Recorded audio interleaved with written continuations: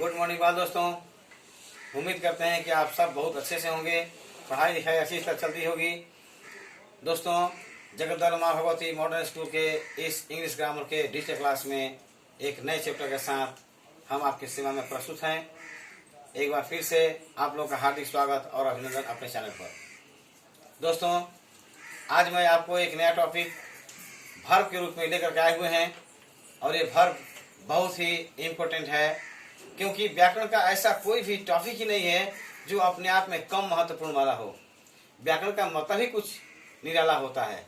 यानी अगर आपका व्याकरण का पूर्ण ज्ञान अगर आपके पास आ गया तो अब आपसे कोई गलती की गुंजाइश नहीं है। वास्तव में व्याकरण का मतलब ही होता है कि जिसके द्वारा हमें शुद्ध शुद्ध लिखना पढ़ना बोलना आ जाए, वही व्याकरण है। और शुद्धता के लिए विभिन्न भागों का ज्ञान होना जरूरी है।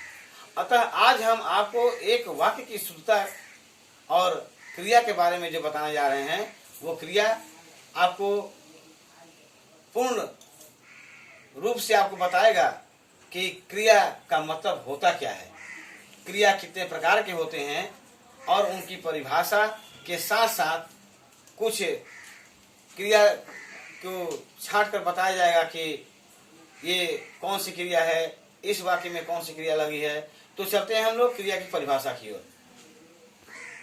क्रिया को अंग्रेजी में वर्ब कहते हैं। दोस्तों, क्रिया को अंग्रेजी में क्या कहते हैं? वर्ब कहते हैं। ये वर्ब वास्तव में है क्या चीज? क्रिया का मतलब देखिए, जैसे कि हमने बताया था कि व्याकरण का ऐसा कोई भी टॉपिक नहीं है जो अपने आप से अपनी वो परिभाषा परिभाषित न कर दे। यहाँ क्रिया मतलब काम, अर्थात जिस व्याकरण के शब्द से, व्याकरण के जिस रूप से काम के होने अथवा करने का बोध हो तो उसे क्या कहेंगे? क्रिया कहेंगे। जैसे हम आपको बता रहे हैं कि मान लीजिए एक लड़का है, वह तैरता है। हम क्या बोलेंगे? राम। या वह लड़का नदी में तैरता है, वह लड़का फुटबॉल खेलता है, वह राजमिस्त्री दीवार चुनता है। इसके अलावा बच्चे पढ़ते हैं, शिक्षक पढ़ाते हैं। तो ये पढ़ना पढ़ाना, तैरना तैराना, काम करना, दीवार चुनना, ये सब क्या है? क्रिया है। उससे ये पता चलता है कि काम हो रहा है। तो जिससे यह पता चले कि काम हो रहा है, तो काम के होने अथवा करने का बोध जिससे होता है उसे क्रिया कहते हैं। यहाँ पर देखिए, वह बाजार जाता है, तो वह बाजार है, लेकिन क्या हमने किया है? बाजार में क्या कर रहा है? जा रहा है। तो ये जाना क्या है? क्रिया है। यानी वह बाजार के साथ उसका जो काम ऐड होता है, वो क्या सा काम होता है? जाने का। और जाना क्या है? क्रिया है। अब इंग्लिश में a verb is a word which denotes an action of person, place or thing is called verb। जैसे he goes, सुरेश plays। तो इस तरह से क्रिया के हिंदी में, ये हिंदी का परिभाषा हुआ, ये इंग्लिश का परिभाषा हुआ। अब देखिए दोस्तों, क्रिया के प्रकार हम यहाँ पर आपको स्पष्टीकरण करना चाहेंगे कि एक क्रिया के कितने भाग होते हैं। क्रिया के भाग में देखिएगा, कुछ कुछ वाक्य आप लोग खुद से अनुमान लगाएंगे तो समझ में आ जाएगा। ये चैप्टर बहुत ही हार्ड नहीं है, लेकिन समझाने के लिए जरूरी मैं समझता हूँ, क्योंकि आपके कोमल मस्तिष्क में हम चूंकि प्रारंभिक स्तर से लेकर चल रहे हैं, इसलिए हमको यह समझाना जरूरी है कि व्हाट इज वर्ब, क्रिया क्या है और क्रिया के भेद। आपके आसपास में, आपके बुक में, आपके दो साथियों के बीच में कुछ कुछ बातें ऐसी होती होगी जिसमें क्या होता होगा? किसी में कर्म होता होगा, किसी वाक्य में बिना कर्म का होता है। जैसे मैं आता हूं, इसमें कोई कर्म नहीं है। मैं स्कूल से आता हूं, इसमें कर्म निहित है। अब कुछ ऐसा होता है कि उसके बिना वही कोई वाक्य जो है वो जोड़ा ही नहीं जा सकता। कुछ ऐसा है कि बिना उसके सहायता का कोई काम हो ही नहीं सकता।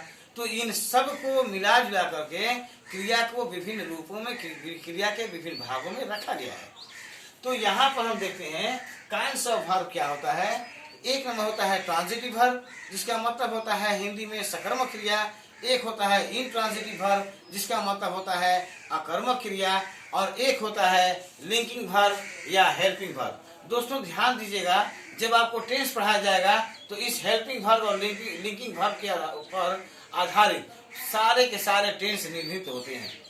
ये सारे टेंस जितने भी बनेंगे, वॉइस जितने बनेंगे, नरेशन जितने बनेंगे, ये वर्ब के ऊपर में केंद्रित होते हैं और वर्ब के बिना कोई भी वाक्य की रचना आप कर ही नहीं सकते हैं। अतः ये छोटा चैप्टर होने के बाद भी कितना इंपॉर्टेंट है आप समझ सकते हैं। हम कोई ही बात बोलते हैं लेकिन बिना क्रिया लगाए एक भी वाक्य बता सकते हैं? नहीं बताएंगे। मैं हूँ ठीक है, लेकिन मैं क्या हूँ? मैं आता हूँ, जाता हूँ, खाता हूँ, पीता हूँ, तो उसमें क्रिया रहेगी। मैं यहाँ पढ़ा रहा हूँ दोस्तों, मैं यहाँ क्या कर रहा हूँ? पढ़ा रहा हूँ। पढ़ाना मेरा काम है, तो पढ़ाना क्या होता है? यहाँ मेरी क्रिया होती है। तो मैं यहाँ पर मैं पढ़ाता हूँ, पढ़ाता हटा दो, मैं हूँ क्या करता हूँ? मैं पढ़ाता हूँ। जहाँ काम के होने का बोध निश्चित हो जाए वही क्या कराएगा? वर्ब कराएगा। अब यहाँ पर हम ट्रांजिटिव, इंट्रांजिटिव और लिंकिंग वर्ब या हेल्पिंग वर्ब के बारे में आपको हम डिटेल बताएंगे। तो चलते हैं हम, ट्रांजिटिव वर्ब क्या है? What is transitive verb?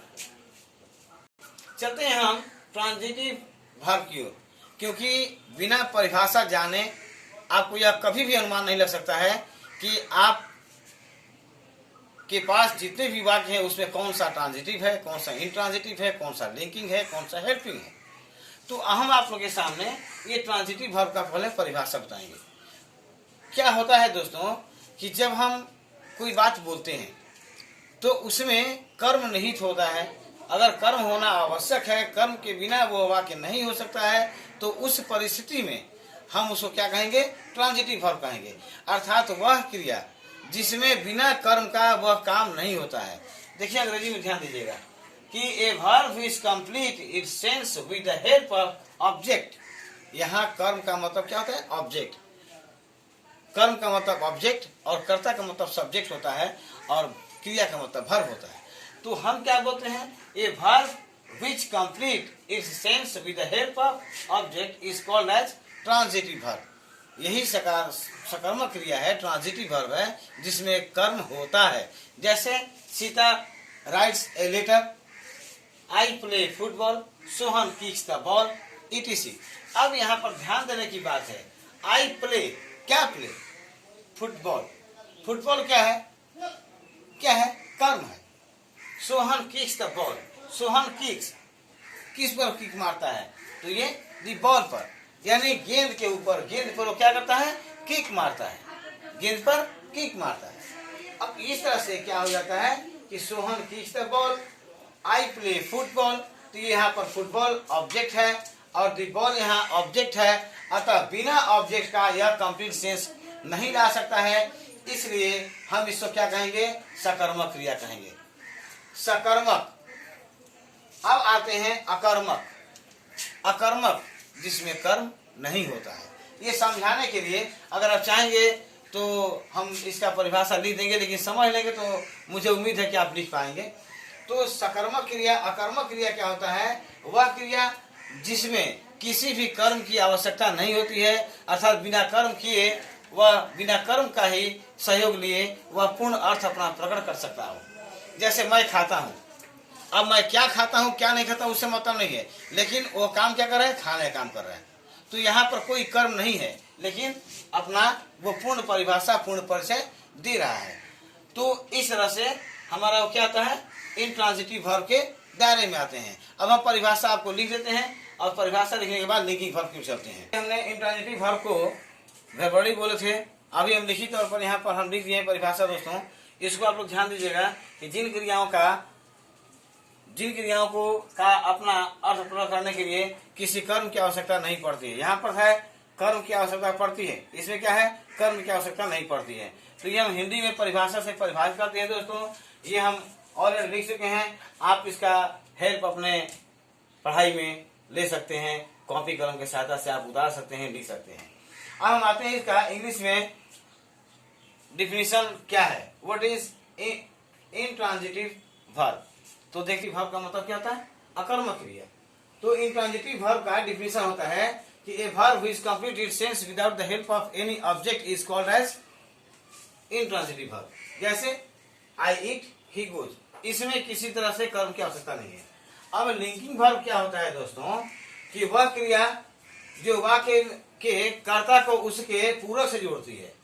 जैसे यहाँ राजू एक है और उसका पूरक क्या है, छात्र। राजू एक छात्र है। तो इस तरह से माने लिंकिंग वर्ब का मतलब होता है कि वह क्रिया जो उसे कर्ता के साथ कर्ता को उसके पूरक के साथ जोड़ती है, तो उसे ही क्या कहते हैं हम, उसे हम लिंकिंग वर्ब या हेल्पिंग वर्ब कहते हैं। और अब देखिएगा हेल्पिंग वर्ब या लिंकिंग वर्ब कौन कौन से होते हैं।